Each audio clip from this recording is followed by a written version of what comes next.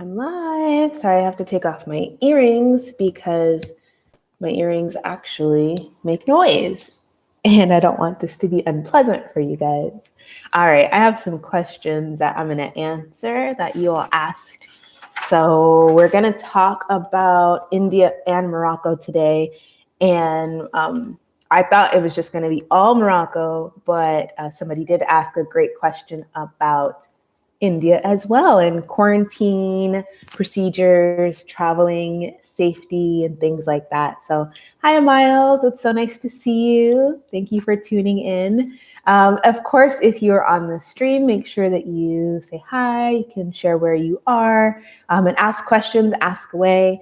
Miles, I love that you're on again. It makes it a lot more fun hanging out with you. So, excuse me. So we're just going to go ahead and get started. And for those that are interested in watching the live stream, they can obviously tune in to the replay. So we'll have that going on either later today or tomorrow. So the first question that we're going to answer today is, we'll do this one. So what forms, this is particular to India. So what forms did I have to fill out to get into each country when I traveled from India to America? So if you know, I traveled from India, then I had a layover in London, and then I went from London all the way to the US. And on a side note, I've been asked what have been the layover procedures when I entered the London, and I did not enter London. So there were no procedures that I had to go through that required me to do any additional, for any additional procedures or anything like that. So I have no idea what the process is like for entering London, but you can definitely do your research and find more information about that out. Excuse me. But when it came to the forms that I had to fill out for traveling, so let's see, in India, it was all very simple. I just had to obviously show my passport, and I don't think I had to show any health declaration forms to get into the airport from India because I was leaving. So I don't think that they required anything from me actually leaving the Hyderabad airport. But going into London, we did fill out a health declaration form that was COVID specific. So with that COVID specific health declaration form, obviously they asked, where have you been in the last X amount of days? And who have I been exposed to? And, just different questions like that. So we had that. And then for the US, the forms we had to fill out for them were specific to COVID, but also just your regular health declaration form. So we had to fill out 2 forms coming into America. So very straightforward. Obviously, if you make it onto a plane, you will have no problems with filling out any of those forms and the information because clearly you will have that information. And so you don't have to worry about that. Miles asked, have you been to Chefchaouen in Morocco? No, that was on my list. I'm so sad. Know this, Miles, I plan to come back to Morocco because why not? Like, I feel like I missed so many wonderful cities. Chefchaouen was on the top of my list and I just did not have time. So I will go back. Yes. So I do plan to go back, to Morocco in the future. I don't know when I should go back. What season, Miles, do you think is the best season to go or to visit Morocco in your opinion? I have my own opinion since living there, but I'm curious to know for you, what season do you feel like is the best to visit? Like, let's say visit Chefchaouen. I loved the weather in Morocco, by the way, everybody. Like, I think that it was the best. Like, it was just amazing. I come from obviously Colorado and it's cold there now. It's snowing. I thought I loved the snow, but you don't know anything until you live near the beach. And it was just amazing. So I love the weather in Morocco. So let me actually go to the next question, which is a super easy question. The question is, and Miles, you know this answer already. Do you still live in Morocco? No, I don't live in Morocco. I moved away from Morocco a few years ago, actually. So all the videos on my channel, they're still very relevant. I still have a lot of information about Morocco, so I talk about it because I loved living there as well. So it's something that I do, in fact, still talk about. But yeah, I do plan to go back. I need to make a list of some of the amazing places I want to visit. And yeah, I'm thinking about, on a side note, I'm thinking about doing a live streaming setup so I can live stream more, but we'll see. You guys can let me know either in this chat or in the future comments of this video if you think I should do live streams once a month, every week, or if I should do them once every other month. I'm okay with all of it. So you let me know. The second question that I had, and this is from Uday on IG. So the second question was from Browntown and Tariq. And then this third question is from Uday. So he asked for me to share my experiences with traveling. I think this is traveling to Morocco. So my experience traveling to Morocco for the very first time was very interesting. I really had a great flight. I flew on Air France. Air France is amazing. They do great work. And it was very long though, because we were coming from the East Coast, so the Washington, D.C. area. So Washington, D.C. to Paris to Casablanca, Morocco is the flight path that we took. And it was very, very long. And yeah, it was good though. We had a great flight. International flights are like now my favorite things because they feed you well and it's a great experience. There are movies on the flights and different things like that. We didn't experience any hassles. It was just a regular experience. If you have all of your proper documents and things like that. Hi, Roy. I think that's how you say your name, Roy.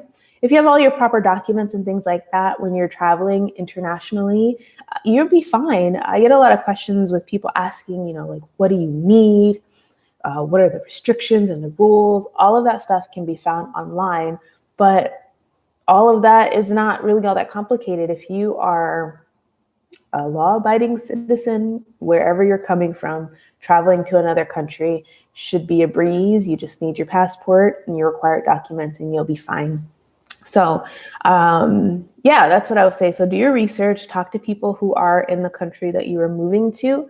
Oui, je parle un peu français, Roy. I learned French when I moved to Morocco, which was really helpful. And I need to relearn it so that I can speak more French. But yeah, so going back to my experience with travel and living in Morocco from Uday on IG.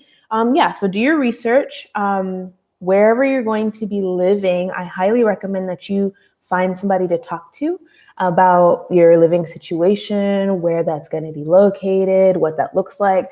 My experience especially with Morocco, and it may have changed now, is when I first moved there, I was looking at pictures online and I didn't really talk to people that were in the neighborhood or area that I was going to be living in. And so with those pictures, they were not great pictures. So I had a false perspective of where I was going to be living when I first moved to Morocco, because the pictures were wonderful, and not that where I wasn't living wasn't wonderful. It just wasn't the same. And so make sure you get accurate pictures and an accurate account.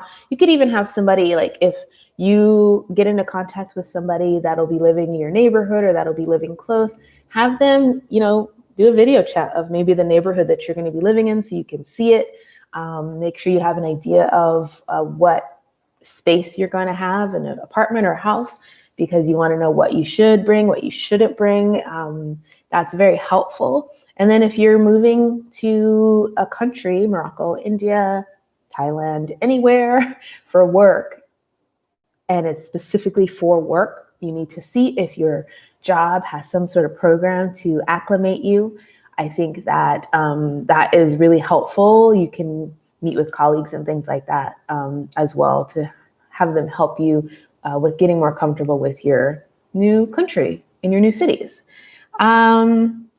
Let's see. Miles asked, which country do you think is safer, India or Morocco? Um, you know what's interesting? You're probably not going to like this answer, but I think that for me as a woman, I felt like they were equally as safe. I even think sometimes living overseas is safer than living in the States in a way. I would say in a different way, because there are just different things that happen. So like in Morocco, I would always see like guards walking up and down the streets, sometimes with their guns. And for some people that would be scary. But for me, I felt that that was safe, because if something bad were to happen, you know, there would be actual armed guards that could do something.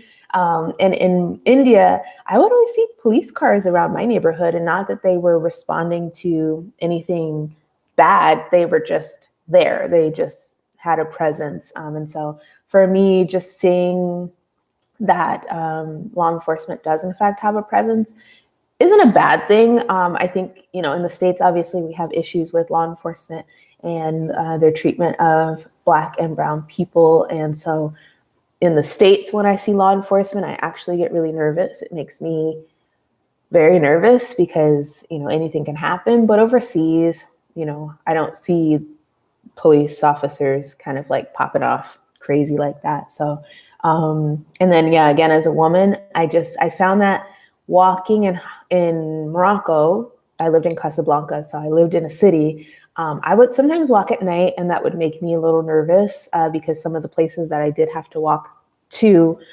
were dark. Some of them were like alleyways. And I think you just have to be really smart wherever you're living. I think anywhere that you live can be dangerous. I don't really even go outside here in the States because I live in more of a city area. So you just have to be really conscious of those things when it comes to safety. Okay, good. Any more questions, Miles or Roy? Sorry, my throat. I really apologize for that. I need to get some water. If you don't have any more questions, I think that we'll end our stream early so that I can go and get some water. But let me know in the comment section below or on the side if you want to see another live stream next week. I can do another one, or if it's too much, if I'm doing them too often, then I can cut it down to once a month as well.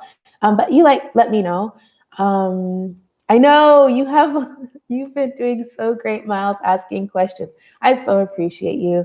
Miles, so where do you live?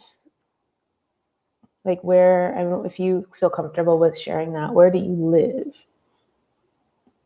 And how did you, both Miles and Roy, if that's how you say your name, how did you find my channel? And why are you subscribed, or why are you coming back? So, okay, so Miles, if you're in New York, how do you know so much about Morocco? Did we already discuss this? Are you from Morocco? I know, I'm like patiently waiting. No, this is great. I love just meeting people from everywhere. So you're actually closer to me, Miles, me being in the States now. So how do you know about Morocco, and what is interesting to you about Morocco? Because I'm super curious.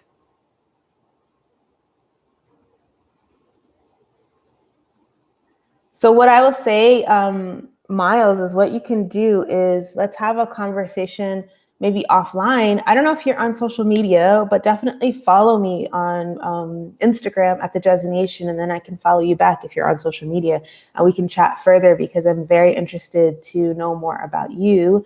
And I just am very thankful for you for tuning into my live streams every week this month of December. We've been doing a lot of videos this month, and I've been really enjoying the almost daily uploads. But yeah, that's actually one of my favorite parts about Morocco, were the markets. I didn't really shop at the markets in India. I have my own reasons for that, but I really did in fact love the markets. So I loved like where we lived, it was kind of like on the main busier streets of Casablanca. If you walked a ways up, you would see like just little stalls. So we had like what we called our fruit guy. And even though we would still shop at grocery stores, I have some vlogs about like grocery shopping in Morocco. We would always go to this fruit guy. And one, it was to give him our business. Yeah, definitely email me. You can email me at hello@thejazzynation.com. But it's always great overseas if you have the money and you have the time to service certain businesses. One, they'll treat you really great because you'll be a repeat customer. But two, it just helps out them and it helps out their family. So we do that a lot, actually. And with our fruit guy, we would always go to him, even though I would still get fruit at the grocery store. So it was really great for that. But in India, the markets, I had markets that were actually close to my home, but I didn't actually shop at those. And what was great is I would have friends that would go market shopping for me. So it wasn't something that I had to do myself. And honestly, there were just so many people at the markets at certain times that it felt overwhelming. But in Morocco, it was a little less overwhelming. So, but yeah, definitely send me an email, Miles. Everybody on this current chat, and then for the replay, if you want to chat further, you can find me on social media at thejazzynation.com, or you can send me an email at hello@thejazzynation.com. So I am going to actually end our live stream a little early today, and I hope that's okay. And I will see you all in the next one. Thank you, Miles. Thank you, Roy. And thank you, everybody else that has tuned in this morning and that will tune in for the replay. My voice. It's gone. I'll see you all later. Bye. Thank you so much, Miles. Bye.